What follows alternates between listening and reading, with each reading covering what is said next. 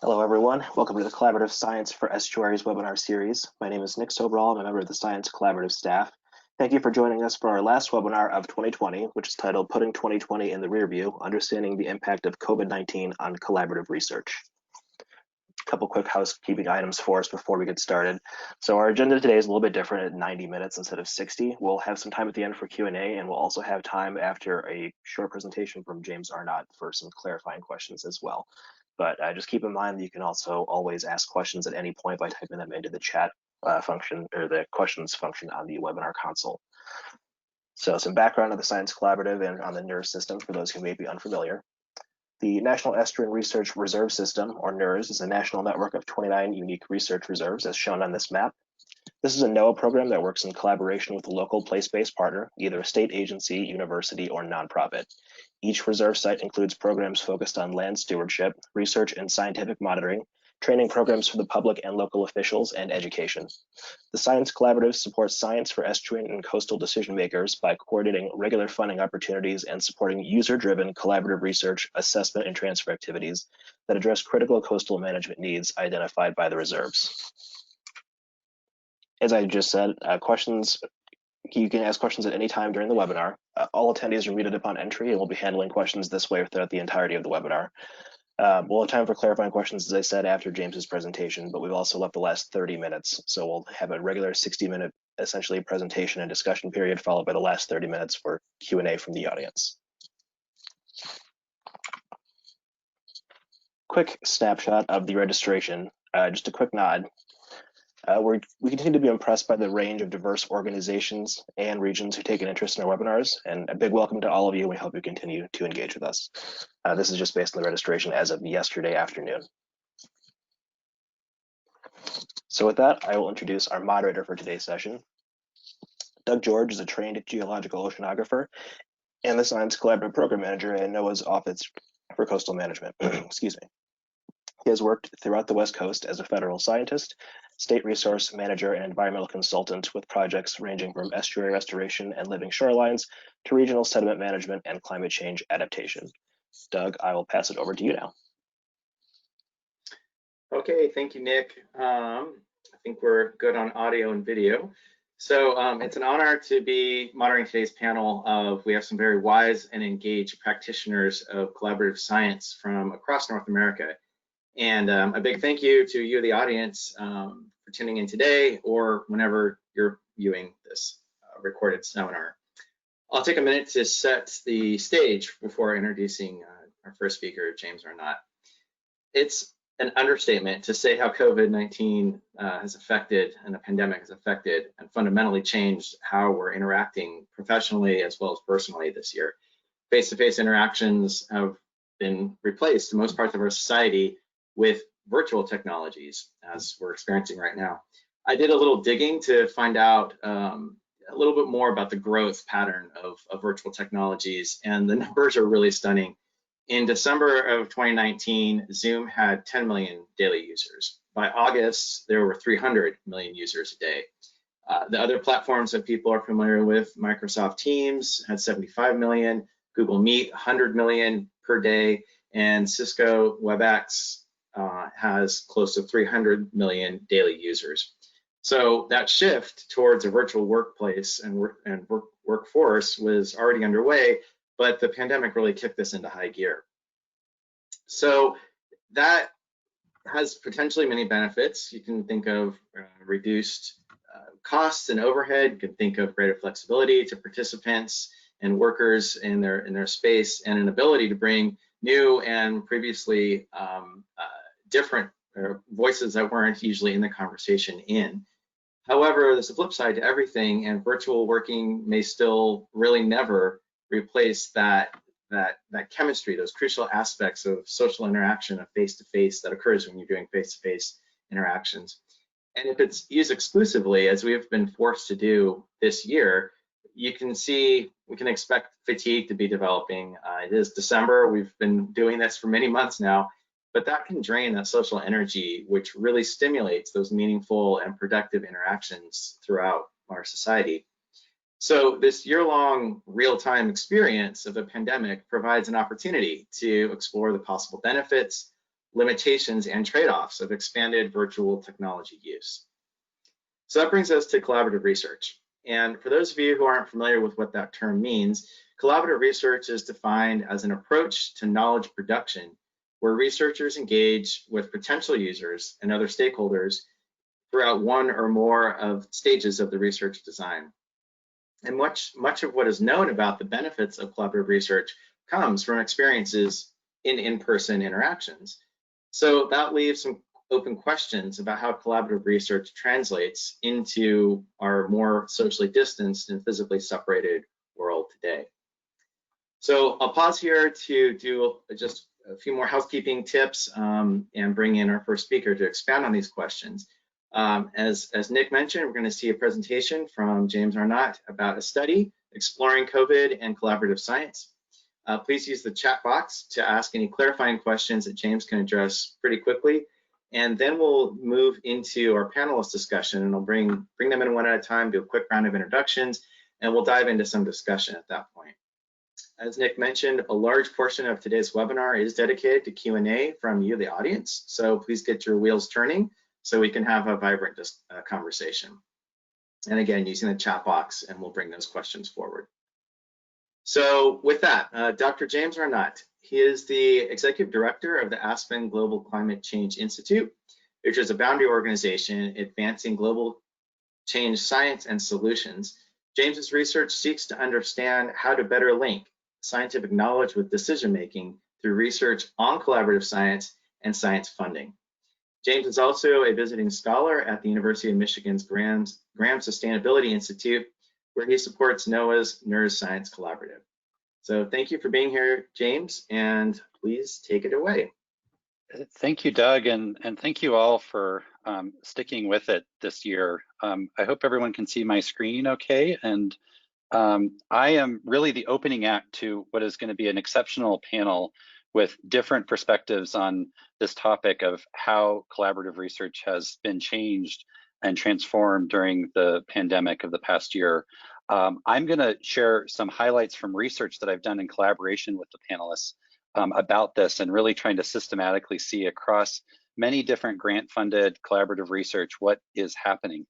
And the work that I've been doing in collaboration with the panelists actually has entailed a larger cast of characters that I'd like to acknowledge here.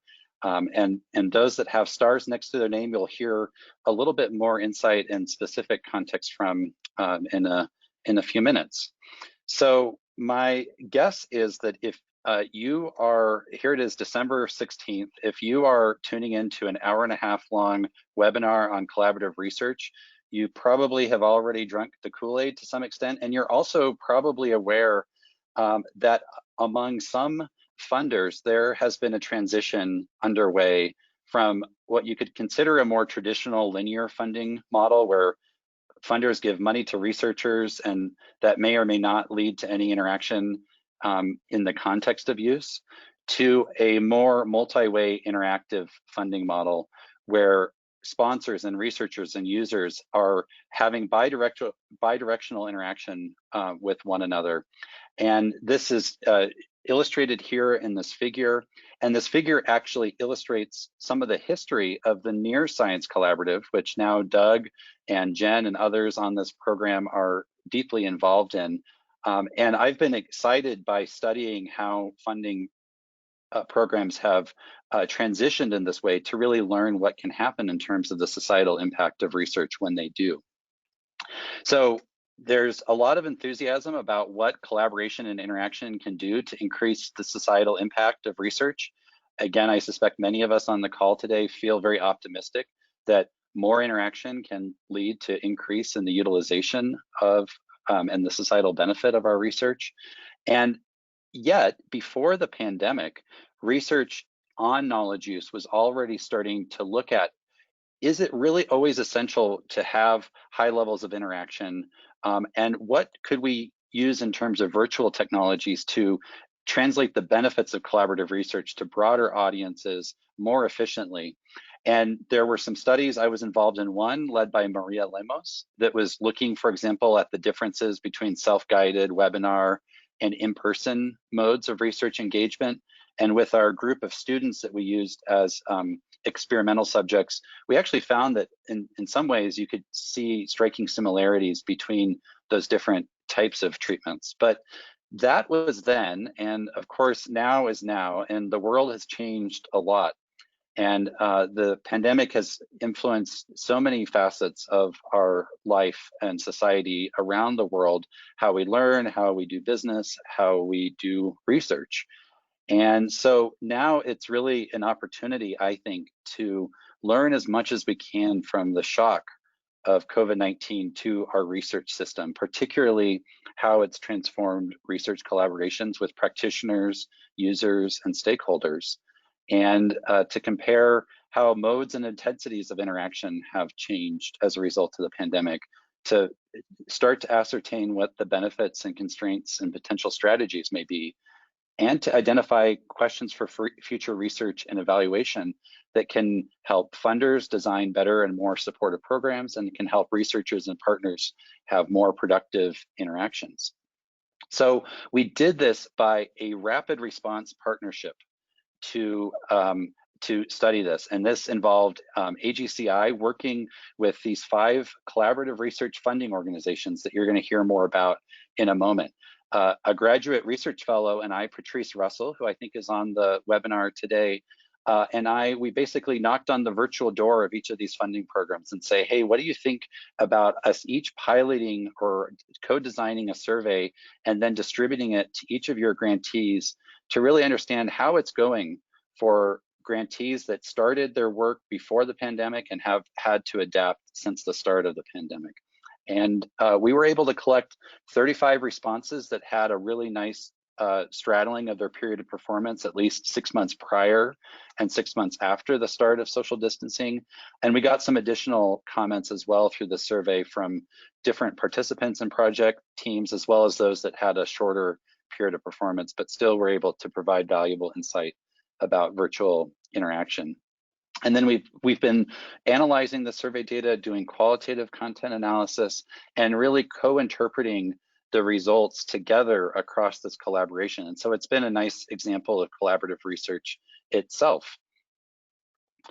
I'm going to just breeze through some of the findings that we've identified to date. First of all, not surprising, the distribution of a number of meetings by different modes of interaction has gone from a mixture of virtual and face-to-face prior to the pandemic to nearly all virtual after the pandemic, which you can see here in the bottom right. There were some project teams that did report several face-to-face meetings, which might be due to field work or other socially distanced modes of interaction, or those working in settings where face-to-face interaction was still allowed as of March 1st. Projects are incorporating new tools to do collaborative research. So we looked at technologies that were being used for engagement with partners before the pandemic and afterwards. The biggest change that we saw was increased uptake in video conference technology. We also saw increases in chat tools like Slack and WhatsApp, shared documents, social media, and others. Nearly 60% of projects reported change in the use of at least one technology to support their virtual interaction.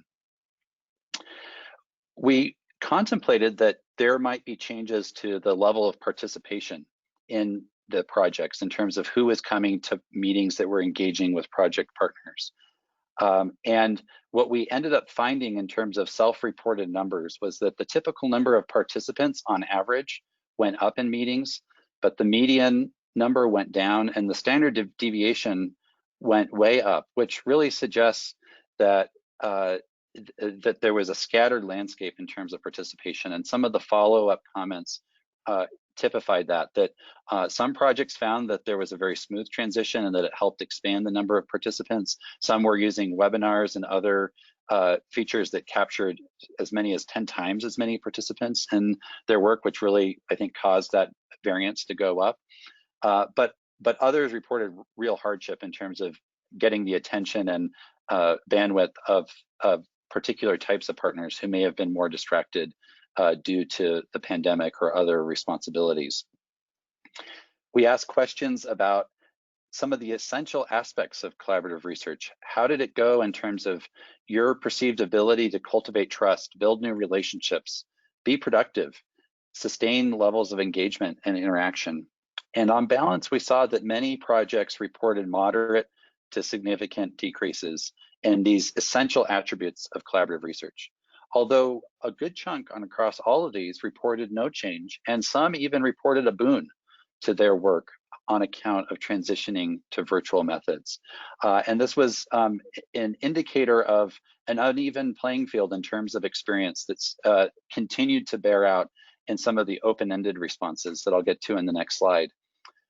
Another highlight from the work that we think is really important to take into consideration in terms of interpreting these results and their implications moving forward is that the types of challenges related to the pandemic featured more prominently in many of the remarks, including this question, relative to the technical challenges. So if you look at the largest categories that were ticked here, additional childcare and educational responsibilities, additional work responsibilities, lack of suitable workspace, you get a sense that this is really coming at the challenge of working from home, which is related to the pandemic and certainly not unique to doing collaborative research, but is a broader consideration at play in terms of what's impacting participation. Playing second fiddle were attributes related to the access, internet access, lack of necessary technology or knowledge about using such technology. So open-ended questions we asked related to the constraints and the benefits and the strategies in response that project teams were perceiving. The most dominant theme related to constraints experienced in using modes of virtual engagement in one's project related to these, I think Doug set it up nicely in terms of the chemistry of social interaction, barriers to having spontaneous discussions or direct connections that hindered I guess the meaningfulness of the collaboration. But there were other more, I think, pointed challenges, getting access and bandwidth to specific partners. Some types of partners, as one mentioned, low-income communities were difficult to engage with using virtual tools. Other partners had pandemic-related responsibilities that prevented them from committing to it. Some project teams reported technology challenges, the fatigue and distraction that comes along with collaborative research. Those that had very specific place-based components to their method, such as visiting labs or doing field visits or in-home visits as part of the research, were constrained. Some reported coordination challenges. It wasn't widely reported, but there were a few comments about the difficulty of doing hard conceptual, deep thinking type of work in a virtual environment. And some also reported reduced productivity.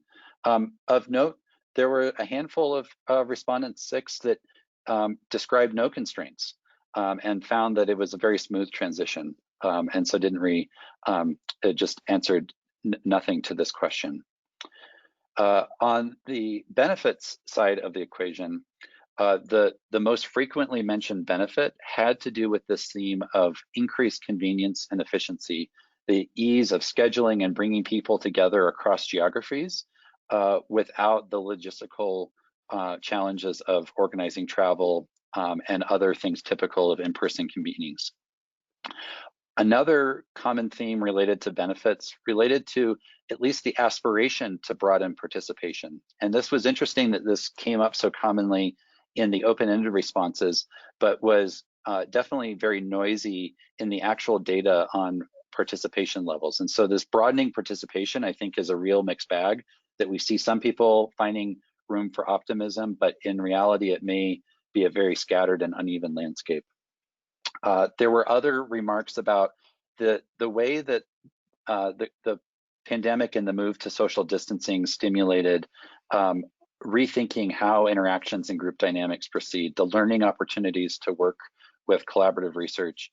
Increased frequency of meetings was mentioned by several, and one person, I thought there would be more, but one person mentioned the sustainability benefits of low carbon interaction for doing environmental work. Just like there were some that found no constraints. Some expressed skepticism or had no benefits to report whatsoever. And so we asked about strategies, and in the list of strategies, what we heard most frequently were changes to the mechanics of doing collaborative research. Zoom as a technology dominated the lexicon throughout the open-ended comments. People spoke to leaning on styles of quicker communication, shorter time blocks, more active facilitation. But some spoke to maybe a change in mindset that accommodates work doing collaborative research in the middle of a pandemic, being more adaptive, flexible, or responsive, for example. And some respondents were challenged to find any strategies to share. So before handing it over to the main act for today, I just wanted to highlight some of the conclusions that we're drawing from this data to date. From those surveyed, we've seen that collaborative research has gone nearly all virtual, as we've expected, and that many projects are adapting new virtual tools. To a certain extent, virtual tools have helped collaborative projects continue, but the essential aspects of collaborative research that I think many of us know, at least on an intuitive level, the relationship building, the depths of engagement that can occur, seemed hindered in many cases. And this actually reminds me of a prior webinar we had earlier this year when Julia Wondalik talked about the kind of foundations of collaboration being both the bricks, which are essentially more the mechanistic aspects of collaboration, and the mortar, the glue that holds collaborations and sustains them moving forward. And so perhaps what we've seen is an ability to reformulate some of those bricks, but more difficulty in reconstituting that mortar. We find here that the pandemic and related external distractions are featuring more prominently than the technological challenges. And thus we expect the cost or the benefit constraint analysis of doing virtual research collaboration to continue to evolve as projects move into work into hopefully a world where the impacts of the pandemic are lessened to a significant extent. And also as people are learning more and gaining more facility and experience with virtual interaction. This was just looking at really the initial shock of the pandemic to collaborative research. Our questions were not well suited to get at this. We had a very limited questionnaire to try to make it as concise as possible, but an uneven playing field is apparent with equity implications, which can include access, knowledge, and trust in using virtual technologies by different types of partners.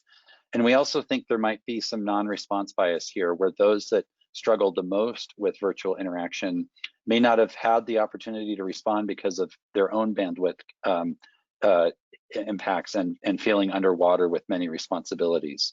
And this actually, I think, dovetails with the final conclusion that we've developed, is that when we look at virtual collaboration amidst a pandemic, it really reminds us of the perennial issues that influence research collaboration, particularly in terms of who is able to participate and how. And these have long been factors that influence the success of collaboration, although sometimes they're ignored. When we think of collaboration or participation as sort of a blanket panacea without thinking about really how does the structure of the collaboration or the participation influence who is at the table and who is not at the table. And the constraints of the pandemic just bring those factors into sharper relief, which I hope we'll continue more discussion about as we move into the panel. And with that, I'm going to hand it back to Doug. I'm going to stop sharing my screen, and I think there might be time for a few questions and answers.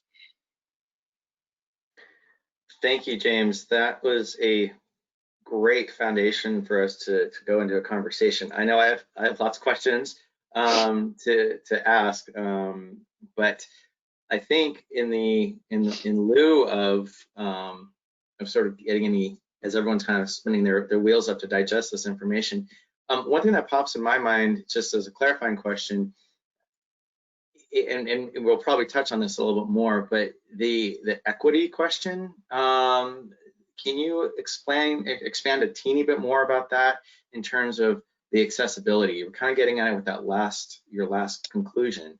But Yeah. is there anything you can just kind of add a little bit more to that?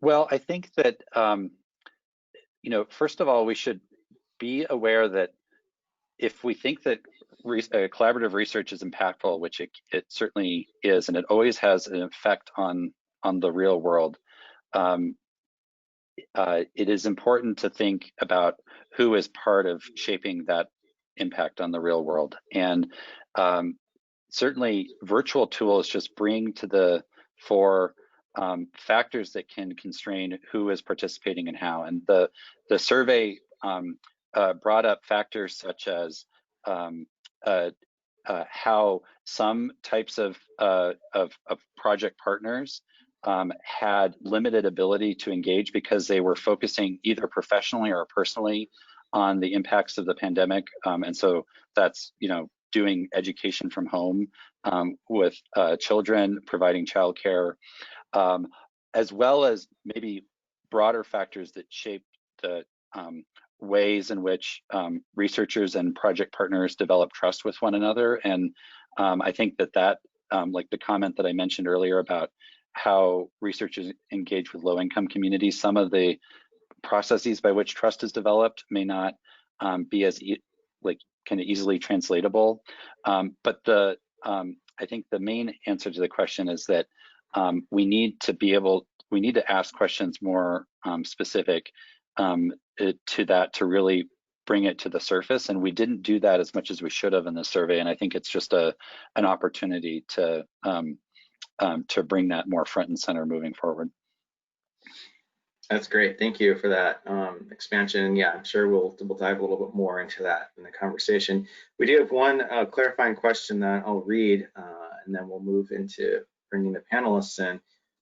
Did the study respondents give any indication of what, if any, new tools or collaboration modes they intend to continue to use after the pandemic?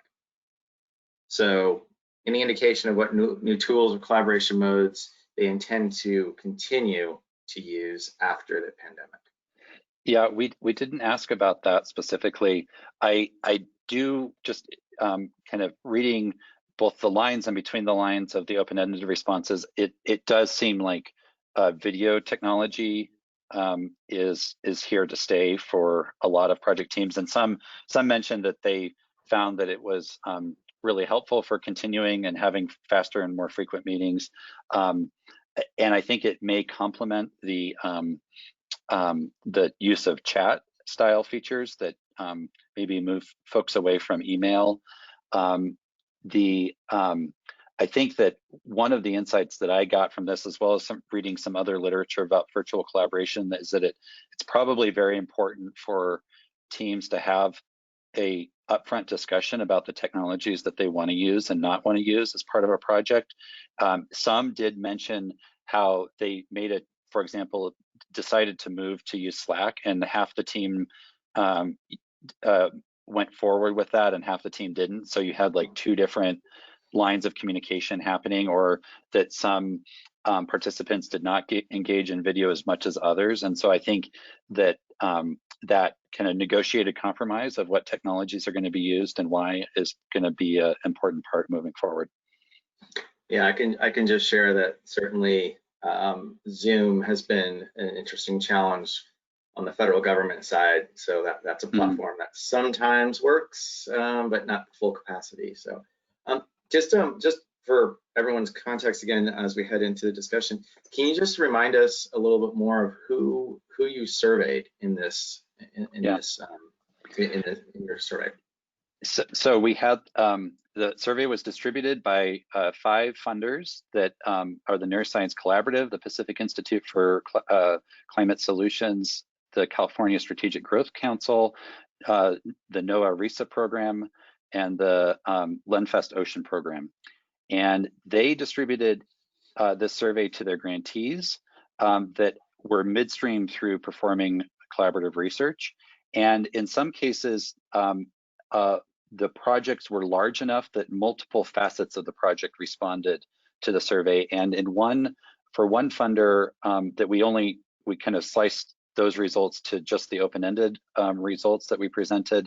We also had responses from what were considered the project partners, but predominantly it was usually the PI or a consortium of project leads, or the survey was distributed in the course of a team meeting. So we kind of erred on the side of flexibility and getting different responses rather than just having one particular type of response for each project. Good question. Well, that is a perfect segue into meeting the co-authors and collaborators on this project. So let's go ahead and start bringing our team in that we're going to listen to for the next little while and engage with. So first up, I'm going to introduce Leah Fisher. She is the Senior Advisor for Research and Innovation at the California Strategic Growth Council. And Leah, would you like to tell us a little bit about what you work on at the SGC? Yeah, thank you, Doug and James, of course, for organizing all of this with the study. It's been a lot of fun to work with these other funding organizations and to learn more about their approach. So the Strategic Growth Council is part of the state of California. It's an interagency body loosely placed within the governor's office. And our mission is to support healthy, thriving, and resilient Californian communities and for all California communities. So to do that, we take a collaborative approach with both state agencies and other agencies at the local, federal, tribal level. We also work with communities and stakeholders. And what that means for a research program for climate change research is that we look to fund actionable, partnership-driven projects that help advance the state's climate goals and also serve underserved communities and climate vulnerable communities. So for the purposes of this study, we have been really excited to just learn from our grantees in a more coordinated way. And I also wanted to add that our mission at SGC, the foundation is around racial justice and equity. So that infuses everything we do, including how we structure this research program. Thank you, looking forward to the discussion. Thank you, Leah, and welcome. Next up, we have Charlotte Hudson. She is the director of the LenFest Ocean Program. And Charlotte, welcome. And can you tell us a little bit about LenFest? Absolutely. Thanks, Doug. I'm Charlotte Hudson. I direct the LenFest Ocean Program, which is a project based at a larger foundation, the Pew Charitable Trusts. Our mission in particular, however, is to support scientific research on oceans and coasts, but based on the needs driven by the stakeholders. So instead of, as we talk about collaborative research, looking to the scientists to tell us what we think we should study next, we actually look to the stakeholders and the managers and the decision makers in those regions to try to understand what their needs are and what information they are seeking to try to make better decisions about the sustainability of their resources. So in that case, the program has really two sides. We have program officers who are really grants managers and individuals who are finding those issues that we're going to focus on. But we also have a boundary role, and we have an outreach team that focuses on helping those grantees, once a project is funded, to communicate and engage with those stakeholders that the project is intended to inform. And so really through that boundary role and the grant making role, we are hoping to just get information in the hands of people who can use it. And so I think this project was especially exciting for us because as we enter, of course, we've been doing collaborative research through the life of the program, but the pandemic is of course new to all of us. And so as we were trying to adapt with our grantees, it was a learning process for all of us. And so I think we are especially grateful to the grantees that we're able to participate in this survey so that we could learn from them and we could help adapt how to help them at the same time that they were adapting about how to adapt their projects. Thank you, Charlotte. Welcome. And yes, bandwidth in both technologically as well as mentally. It's an important thing.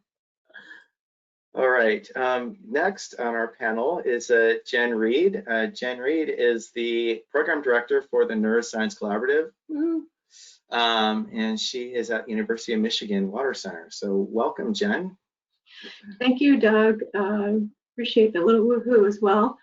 So right up front, I think Nick nicely described the Science Collaborative. I just want to add maybe a couple of things to that, or maybe reinforce that our primary mission is to support the NERRS system of 29, soon to be 30 specific sites across our fresh and saltwater coasts, and support their mission to practice and promote coastal stewardship through innovating in research and education. And so we do that by supporting user-driven collaborative research, assessment, as well as transfer activities. And so we were really excited when James and his colleagues brought this idea to us at the Science Collaborative, because we're really interested in supporting our grantees and their partners as they've grappled with all the changes in practice and structure that have occurred due to COVID. We're interested in identifying and sharing lessons learned to support the system as it continues to, try to adapt to working in a distant way, socially distanced work, I suppose you could say, and finding if there are any or what are those new types of support that might be necessary to continue to support this work. So I'm really glad to participate today and learn from my colleagues on the panel. So thank you. Great, thank you, Jen. There'll be no bias in your direction, I promise, in the questioning. And next we have Dr. Sybil Seitzinger. Sorry, I fumbled over that one. Sybil, if you could bring up your camera. There we go. She's the Executive Director of the Pacific Institute for Climate Solutions and an Environmental Studies Professor at the University of Victoria, British Columbia in Canada. So welcome, Sybil. Would you like to tell us a little bit more about what you do? Great, thank you, Doug, and great thanks everyone who has joined this webinar. We're really delighted to have you all here. Yeah, PICS, we call ourselves. The Pacific Institute for Climate Solutions is a multi-university institute here in British Columbia, and we support the development of evidence-based choices for climate mitigation and adaptation actions and policies. So we do this, as you might expect, through collaborative partnerships, which connect private and public sector, we call them solution seekers, with academic expertise in our 4 major research-intensive universities here in British Columbia. And we do this through the fundamentals of our approach, of course, is a co-design, co-development, co-delivery. And all of our project teams are made up of the academics and the solution seekers. So it's one team in a project.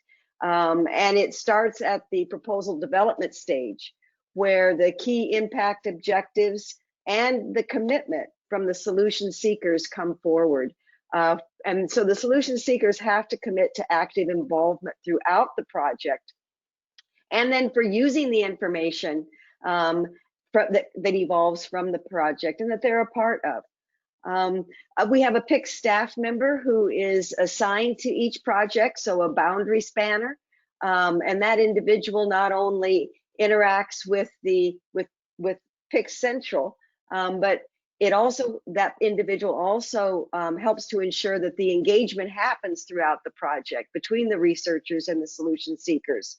For example, those individuals schedule and are participants in the monthly meetings of the whole project team, and they help to facilitate the conversation among all the partners during the meetings.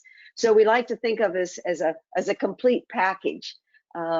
And so I'm really excited about this study that we've had, and I think we've learned a lot from it, a lot of how other funders are having similar experiences that we're seeing in our projects, but also helping us to think together about moving forward. How could we help our projects to take away some of the best lessons learned from the virtual environment? And as we hopefully soon, maybe at least this time next year, transition out of this entirely virtual world. Thank you, Sybil. I've always loved that phrase, solution seekers. That's a good one. We need that in today's world.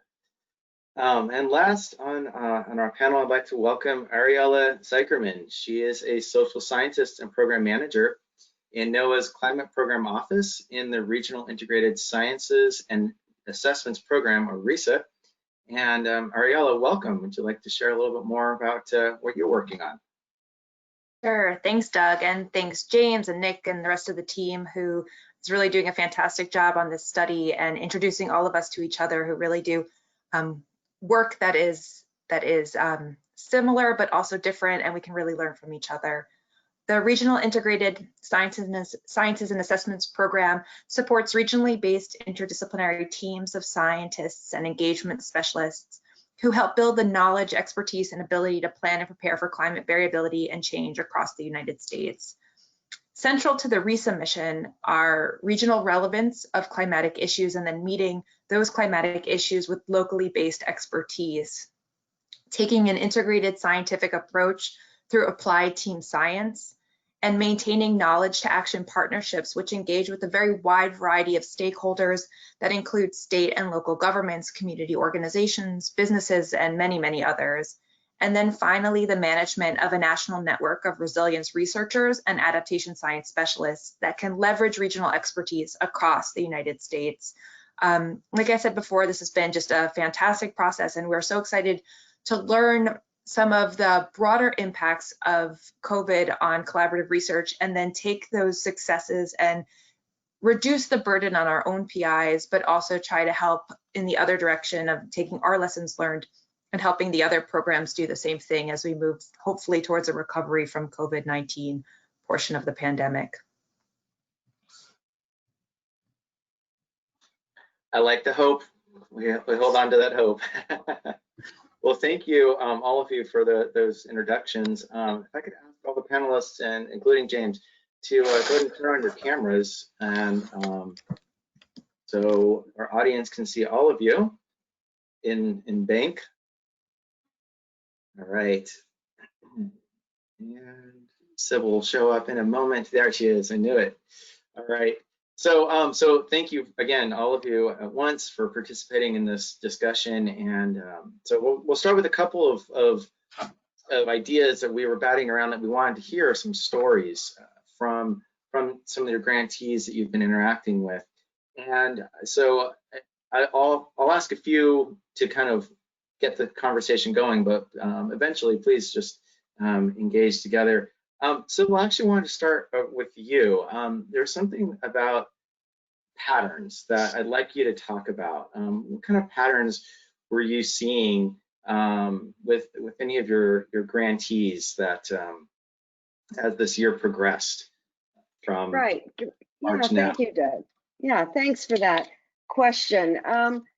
You know, one of the patterns that we've seen, and I think that James sort of highlighted this in some ways, is that there's a lot, there's no one consistent pattern, right, across how projects are responding to this unexpected throwing into a virtual environment.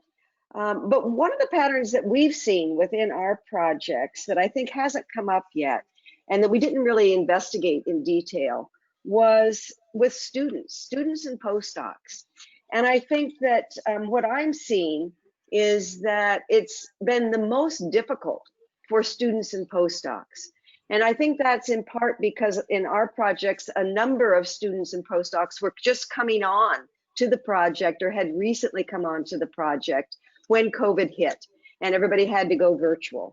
And so the students who are entering this new phase of their life, of their career, trying to figure out what it means to be a master's degree or PhD student or a new postdoc, a new institution, et cetera, I think really results in students and postdocs feeling very isolated.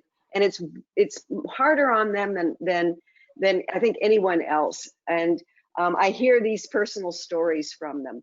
But I also think that it also has been not only difficult in terms of figuring out the lay of the land, let's say, but also their engagement with the solution seekers, because that's, you know, you may know how to interact with other students, but it's for most of them the first time that they've been involved really directly with solution seekers. So I think that's maybe one of the things that we haven't in our projects paid enough attention to, thinking about how to ease those discussions and make the students feel more comfortable talking with the solution seekers, because they can't do it in the coffee breaks, you know, it doesn't work on Zoom that way. So that's just one of the patterns that I've seen that I think we need to pay particular attention to. And even after we're out of the Zoom environment, making sure that we're also watching after that when we go back to more in-person meetings as well. That's great. Does anybody want to expand a little bit on sort of the new entry, new career, early career phase of any of your projects, grantees that you've experienced similar, had similar experiences with or conversations with?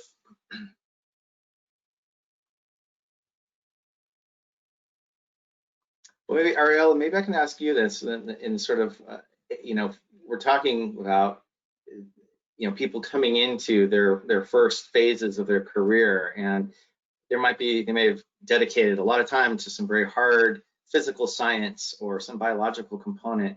But what about on the social side? Because a lot of what we've been hearing is social distancing, which really is truly physical distancing, but it's had the result of social separation. So what about on the social science side? What have you observed? Well, actually, now that I think about it, it really does relate to Sybil's observations, is that our social scientists, both at the doctoral level, the postdoctoral level, and the academic level, have really been struggling, especially at that onset of the pandemic, when things started to shut down and getting into the field became dangerous and difficult. And so even when you tried to shift to maybe virtual engagement, those people on the other end were also suffering.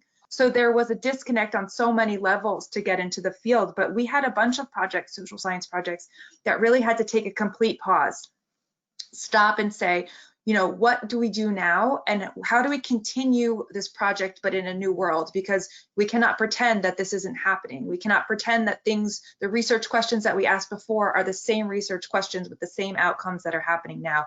And we did have a couple of doctoral run projects that had to take that step. And for a doctoral student, that is a mind-blowing situation to have to do a 180 in the middle of a project, to think about new ways to engage with your participants, to think about new ways to be safe on your own, and then to think about your committee members and how you're going to get through them and what they're going to say about the whole thing.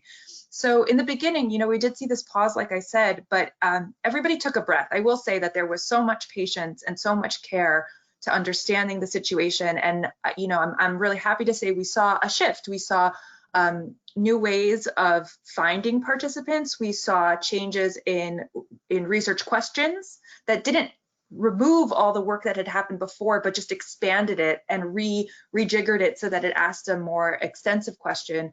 And some patience with the process of getting through the PhD process, of defending and of getting publications out and presenting and making new opportunities to make those students and their work really, you know, fundamental. And I think what they really have to show us is new ways of being methodologically flexible, which apply to a changing climate in other ways, and then also how to be scientifically rigorous in uncertain and dangerous situations. So I think there's a lot to be learned here about that through the social sciences specifically. That's great. Flexibility, big theme for this year. I want to kind of stay on that flexibility idea. And Leah, can you mentioned something in our kind of prep for this today about some project in Fresno, California, which is in the Central Valley, for those of you not familiar with the state here. And could you expand a little bit upon that and tell us the story, kind of bring us into that community space that demonstrates some of that flexibility that Ariela was just mentioning? Yeah, thank you, Doug. And I was thinking I could build off of what Ariela shared. Our research grantees, what we saw in the results and just in our observations, they already have these established trusted relationships with community groups or other end user groups. And that has helped carry them through this period of rescoping the engagement tasks and the things that were going to be done in person or in close proximity. So for Fresno, this project is looking at extreme heat in underserved communities, and extreme heat is a big problem, as some of you may know, in the Central Valley of California. So the task for this research grant was to go into residents' homes and interview them and start to get an understanding of what passive cooling measures they could put in, financial capabilities, how could the research, serve them as residents. So they were able to change their approach, but they did it by listening to their partner groups. So they had a great relationship with both the city of Fresno, who's actually funded through another SGC program, and the community organization partner. So listening to them and taking their recommendations and implementing them in the research design is what got them through this. And they were able to come to a little informal gathering we organized and share that with the other grantees and give them some ideas for video engagement and things like that. That's great. That's great. Yeah, Fresno can be a tough place to work in the summer to be because of the heat. So yeah, showing that, trying to adjust on the fly. Charlotte, there's something that I'd love to hear from a little bit more about you, sort of bringing sort of elements from everything that Sybil and Ariela and Leah have shared so far. I think you know where I'm going with this. So I think I might. And yeah. And what's interesting is, I'm even going to pull in a word that James used, which was really the shock of COVID. And as Ariela said, and Sybil mentioned, the difficulty in having grantees, scientists, postdocs, students adjust to thinking about their research differently or how they're going to conduct it differently. Frankly, of course, was also happening with the shock that was happening in all of our lives, that it wasn't just their research that was different. I mean, everything about everybody's lives turned upside down. And so I think our greatest, I think the benefit that we were able to bring to this was also the ability for our team to be able to transition smoothly to online. And so then we could help them work through what their challenges were. I will give one example of a project which had not started at the time that COVID hit, but what the grant had been given. And so a lot of the scoping and kind of co-development with stakeholders and co-development of research questions to be asked had occurred pre-pandemic. And so all of those pieces were in place. And this project in particular was led by two PIs, one based in Australia, one based in Washington, DC. And the working group was supposed to be, it seemed like a good idea at the time, to host two working groups, one in March, one in May, right? In person, two teams, two and done, really short project, in and out, no problem. As we saw, the closer, as the grant was signed and the closer we got, or as we moved through the end of January and into February, one of the grantees kept saying, particularly the grantee in Australia, kept saying, no, we can still have one meeting. No, really, it's still going to be one meeting. we can still do this. And obviously that didn't happen, and quickly had to really transition from two in-person intensive 5-day workshops to what ended up being, well, it's still ongoing now, a weekly meeting of a working group team with stakeholders and engagement in a different way than obviously was originally envisioned. And I think that was actually a growth point for both them and for us to understand how do you build that engagement? And frankly, this team had not come together before. The PIs had, the two leads, but the rest of the working group members knew of each other, but they weren't close colleagues the way some team members are. And so I think that growth through that project has actually paid off, because now I think they've engaged more than they would have in those two in-person engagements. They've had more, they've had all COVID together. They had all through March, all through now, what are we, December? And they're still at it. I think that has actually benefited. I never would have thought I would say that. I think it's actually benefited the project, and frankly, the engagement with stakeholders, because it's been a longer time period and it wasn't as quick an engagement as we had originally intended. That's great. Thinking about trying to find some of the benefits through this very shocking year.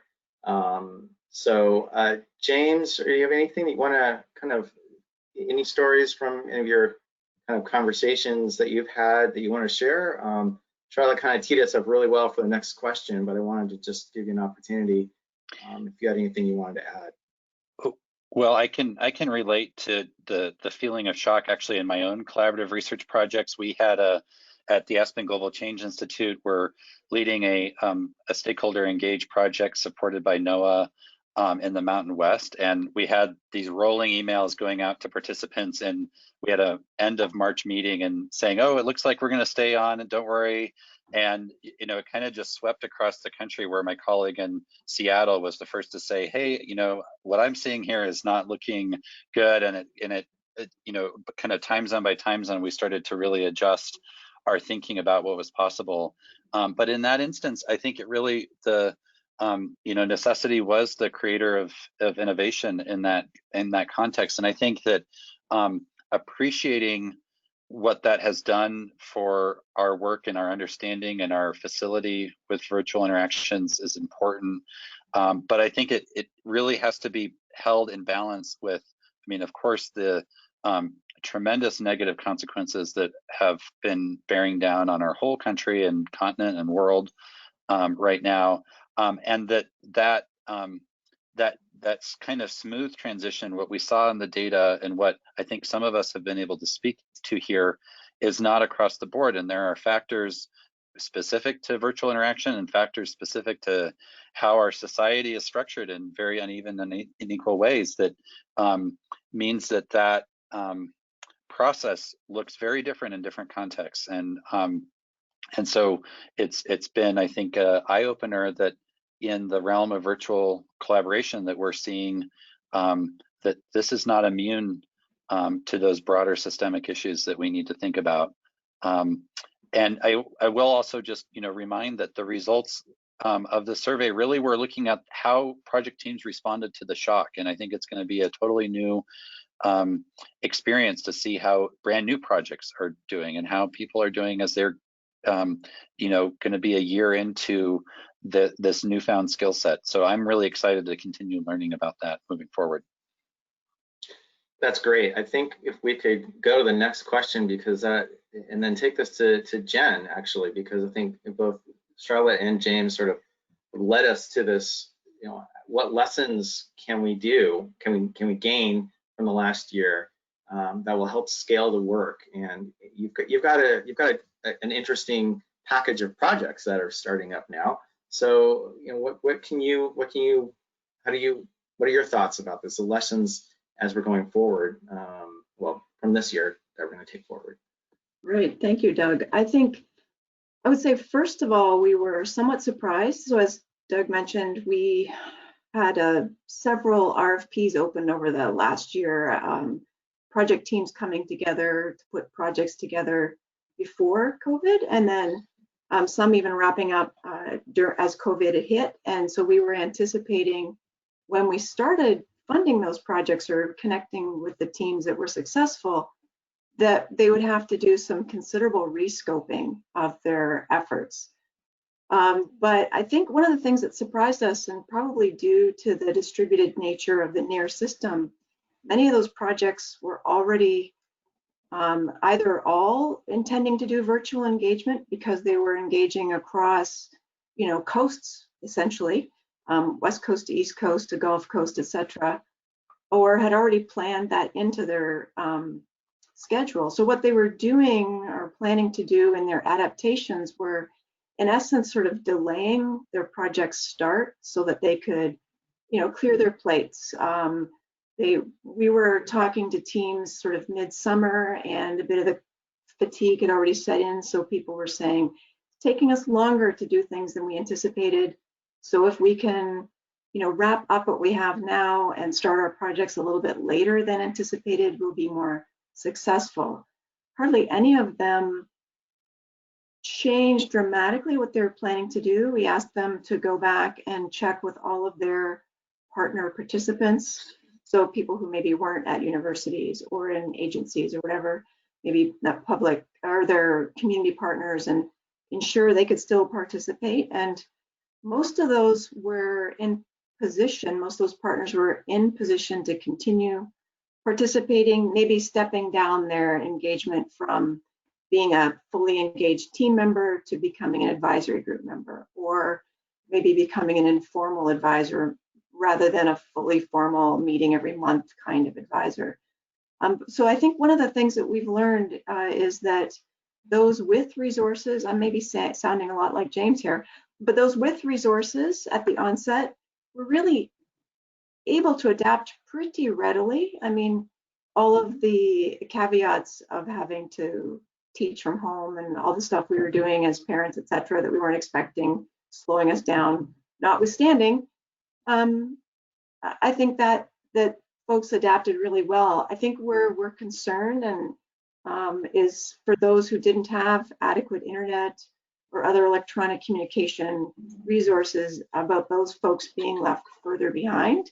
And I think we're seeing in our sort of anecdotally as an open RFP right now, is we're seeing a lot fewer of those bigger projects. We're seeing more smaller and concentrated projects, fewer folks engaged. So building new relationships now it's quite clear that that's a challenge going forward. So that's a lesson. I don't know if that's a lesson learned or just something to be aware of and trying to figure out how do we support those teams moving forward. Thank you, Jen. Ariela, I want to take some of what Jen said to you a little bit, and it's all framed around this question of the lesson you've learned that you'd like to share.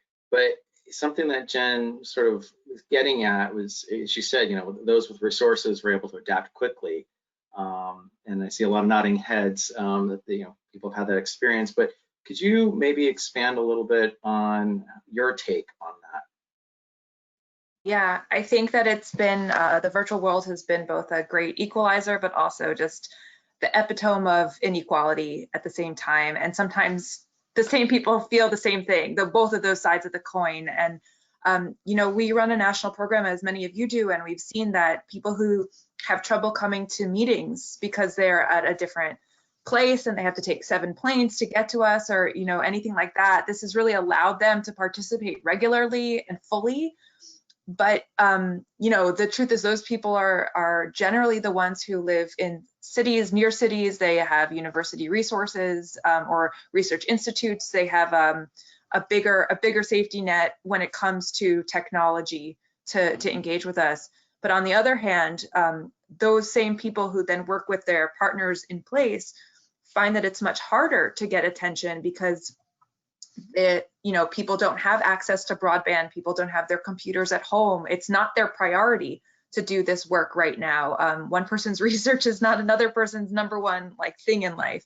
And so despite the importance of the work, people's priorities are taking the front load of their attention. And so, we even see that within people with resources is that, well, what if your partner has lost their job? What if you have an aging parent? What if you have sickness? There's plenty of that going around. What if you have childcare and education responsibilities? So even if you have all of the things to now be able to engage more readily, it still puts you back because of so many other things pulling at you. So it's really been interesting to see the kinds of differences across people, but also the ways that inequality has just become more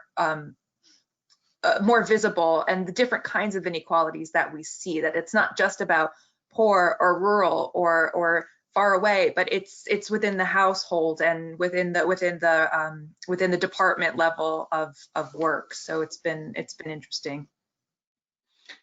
Charlotte, I saw your hand go up. Yes, and actually I saw Sybil's first. So Sybil, you can go first, and I'll go next. Okay. I'd just like to give a little bit of a different perspective on a couple of our projects. But one of the things is that one of our projects is working with Indigenous communities along the more northern coast of British Columbia in very remote locations, and they don't have great internet access. However, what happened in that project, it has a lot of field work involved in it in the coastal waters.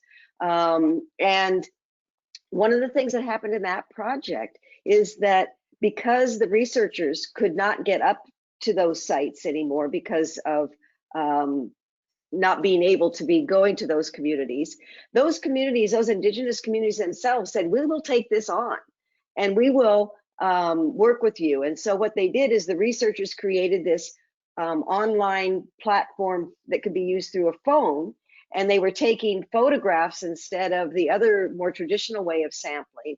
And it's really provided a lot of information that otherwise would have been a lost field season. And so I think that we have to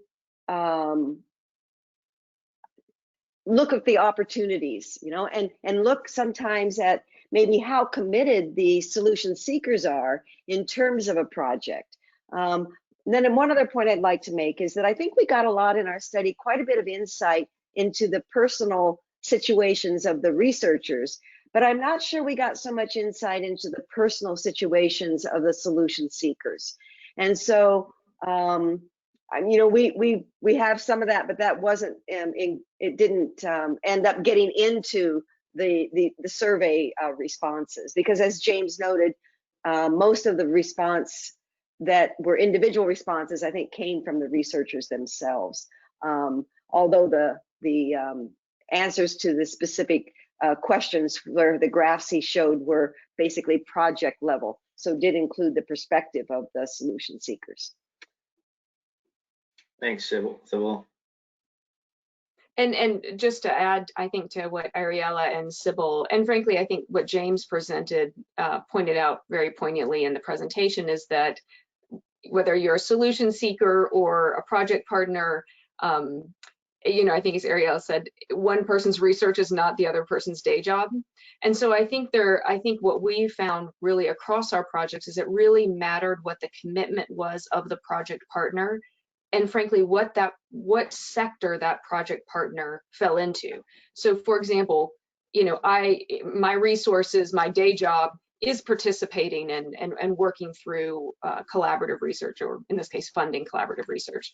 But oftentimes the project partners, their day job, particularly if they're part of the industries that we work with, are actually doing other things, and they do this on the side. Their collaborative research is really on the side of their day job, right? But their resources and their livelihoods come from other places. And so when that is at stake, you know, those we found were really the people that dropped out most frequently of the conversations for very good reason.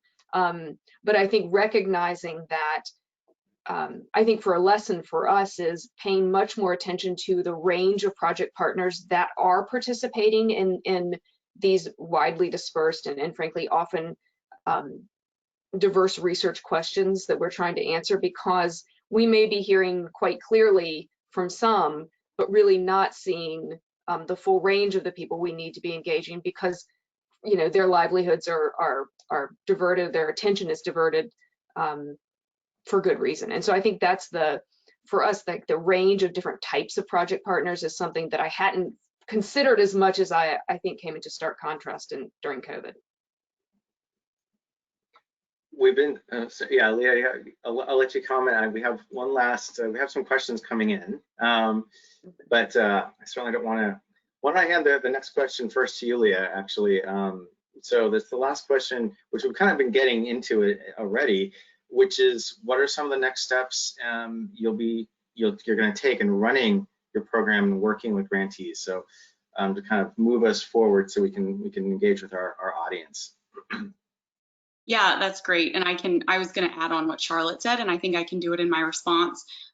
Just to echo, we as a program have been working to engage the partner organizations on our research grants, to hear from them and get feedback from them, because we don't get that opportunity like we do with the researchers. And so my anecdote is that our staff member, who I think may be listening, Fabiha, has been trying to outreach to community organizations, but they're small teams, and if they're not compensated through the research grant for their time, they've been focusing on getting food for people, getting homeless people housed. I mean, everything has shifted to COVID and providing safety and security for their communities that they work with and represent.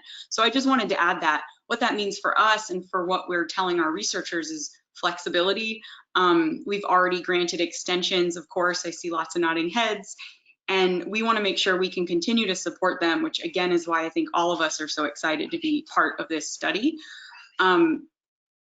We are also working with the partners, and like I mentioned, so we'll integrate that feedback, and next year, learning from our grantees on how they've shifted virtual engagement, we will be looking to change how we do our own engagement as we move into next year for our program requirements.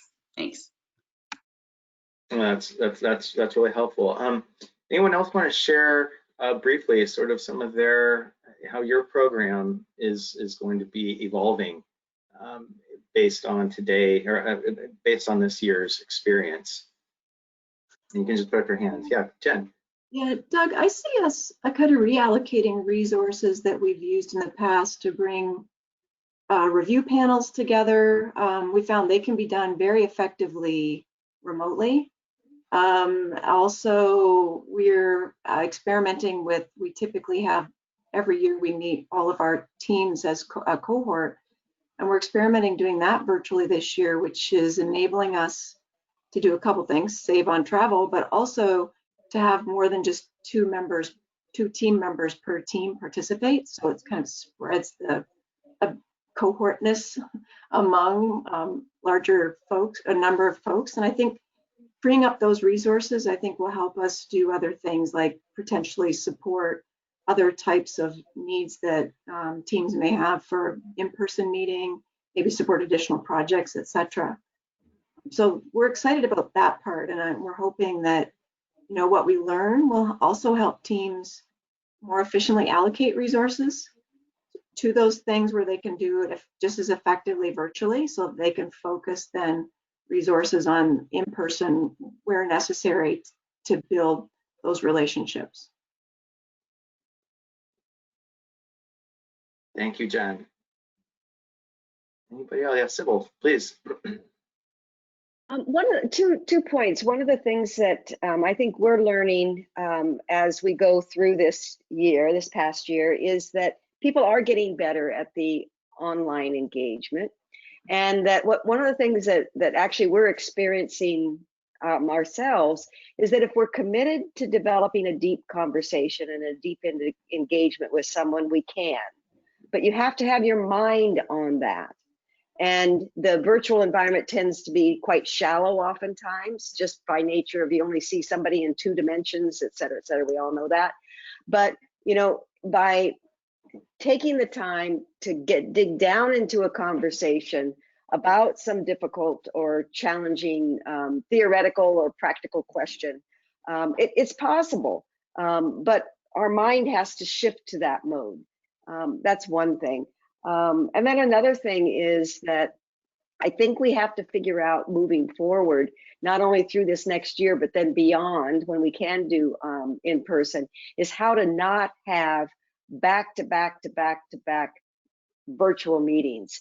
And I do not yet know why it's evolved that way, why my days even are filled up continuously with Zoom meetings. Everybody says the same thing.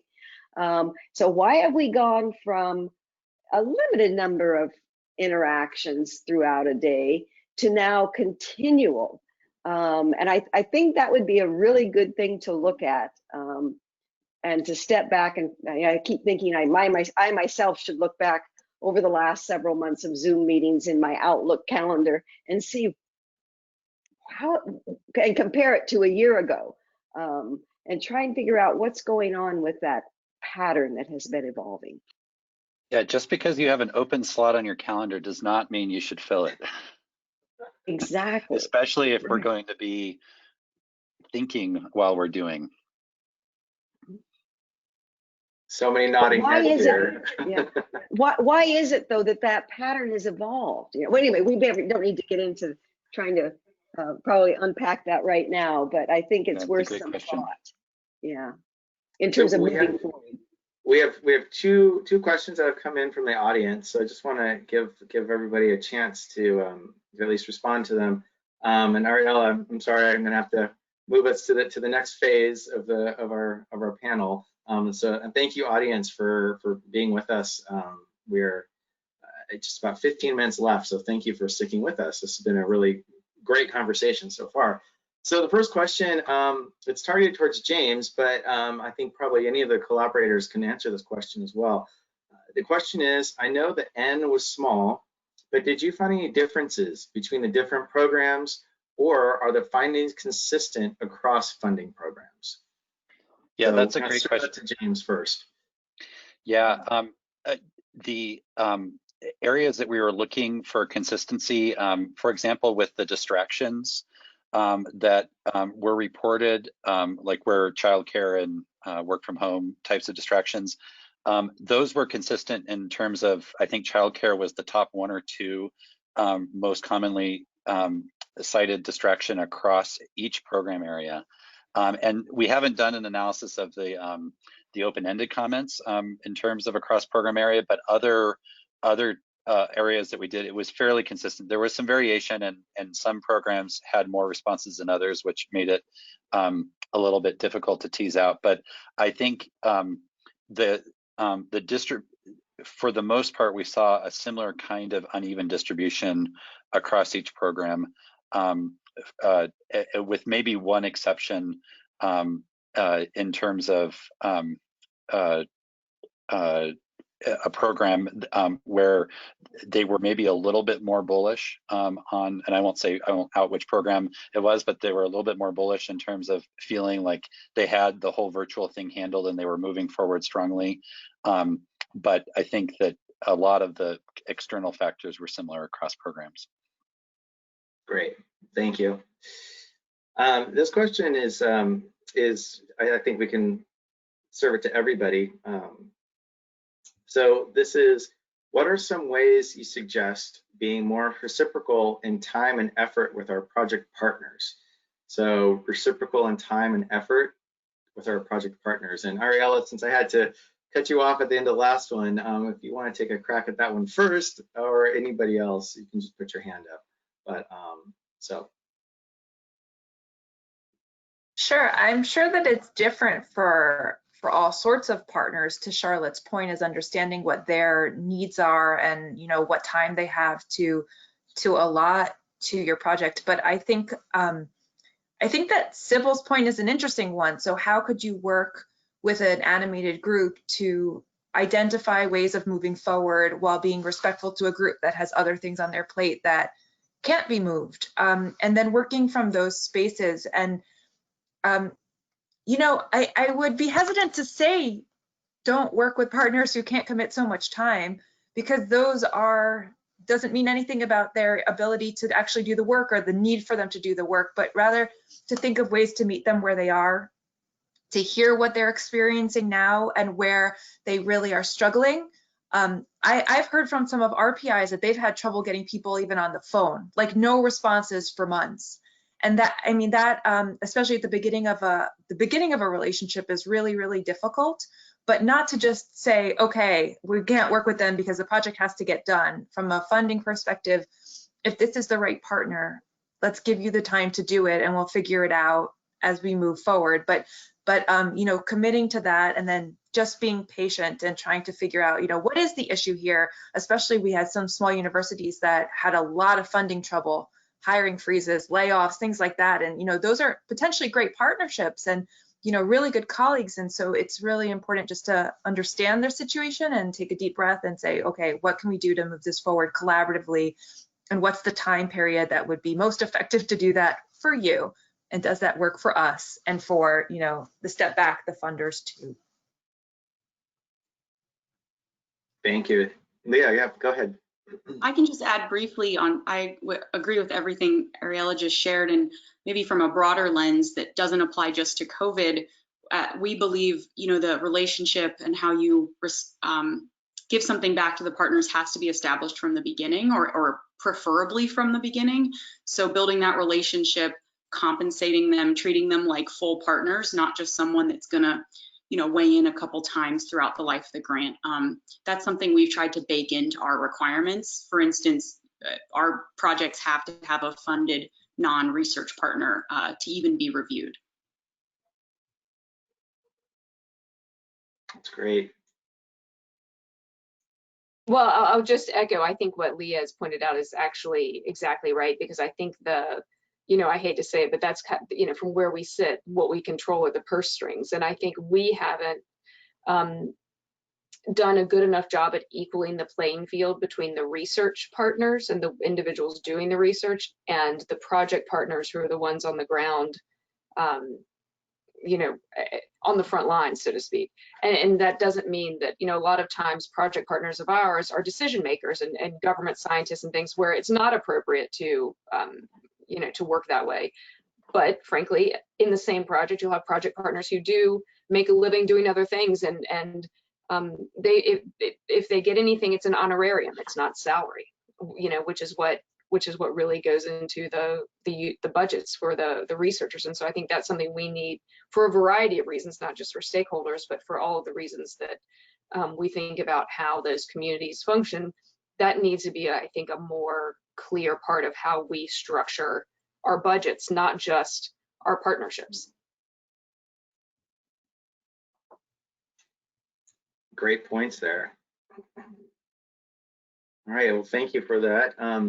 Here's a little shout out to Sybil. This is to you, but I'm sure everybody will appreciate this.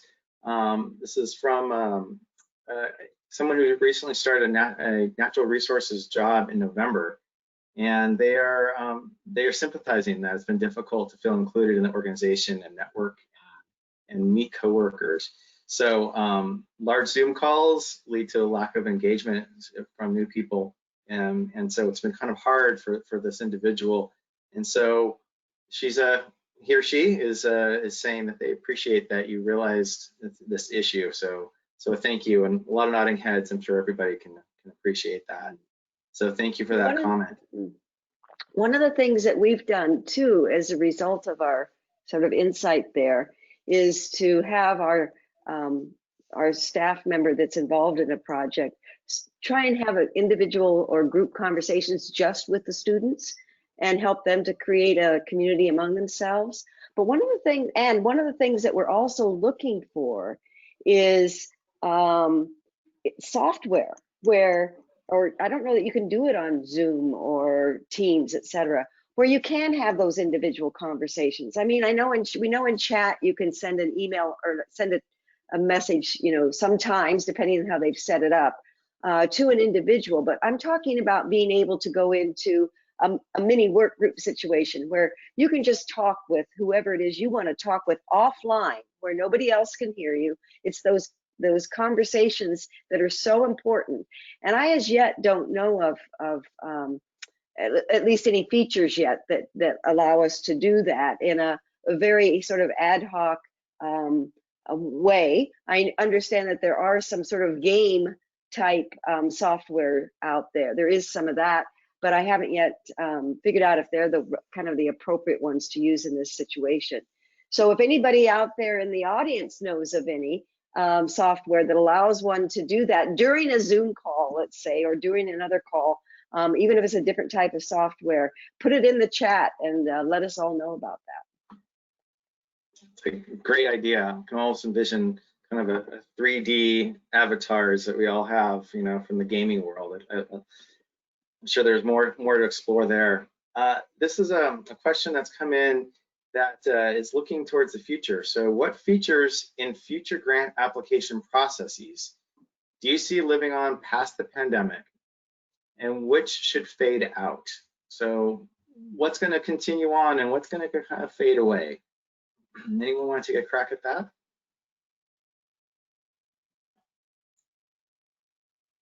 I think, Jen, was it you that shared the virtual review panel?